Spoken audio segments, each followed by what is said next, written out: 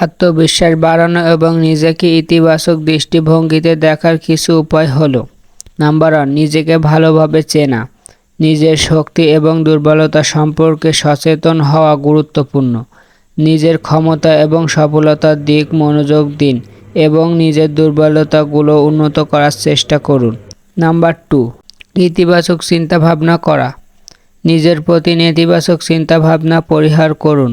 নেতিবাচক চিন্তা পরিবর্তে ইতিবাচক চিন্তা দৃষ্টিভঙ্গিতে ভাবুন। প্রতিদিন সকালে নিজেকে মনে করান আমি পারি। নাম্বার 3, লক্ষ্য নির্ধারণ করা। ছোট ছোট সফলতা উদযাপন করা। দীর্ঘমেয়াদী এবং সংকল্প মেয়াদী লক্ষ্য নির্ধারণ করুন। ছোট ছোট সফলতাগুলো উদযাপন করুন, এগুলো আত্মবিশ্বাস বাড়াতে সাহায্য করে। নাম্বার 4, নিজেকে গ্রহণ করা। প্রত্যেকের জীবনে কিছু ত্রুটি থাকে, সেগুলো মেনে নিয়ে নিজেকে ভালোবাসুন। পরিপূর্ণ না হওয়ার মানে আপনি মূল্যহীন নন। নাম্বার 5, নেতিবাচক মানুষদের এড়িয়ে চলা। নেতিবাচক মানুষ বা পরিস্থিতি আত্মবিশ্বাস কমিয়ে দিতে পারে, তাই এমন পরিবেশে থাকুন আপনাকে উৎসাহিত করে এবং আত্মবিশ্বাসী হতে সাহায্য করে। নাম্বার 6, নিজেকে চ্যালেঞ্জ করুন। নতুন কিছু শেখা বা অভিজ্ঞতা অর্জন করা আত্মবিশ্বাস বাড়ায়।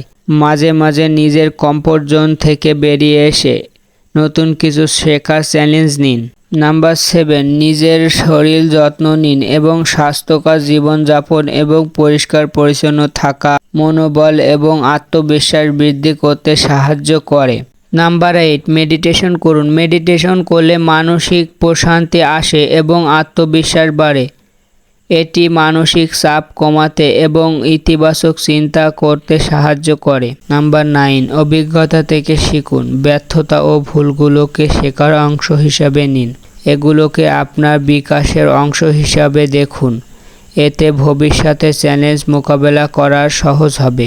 নাম্বার 10, অন্যদের সাহায্য করুন। অন্যদের সাহায্য করা এবং ইতিবাচক পরিবর্তন আনার চেষ্টা করলে আত্মবিশ্বাস বাড়ে।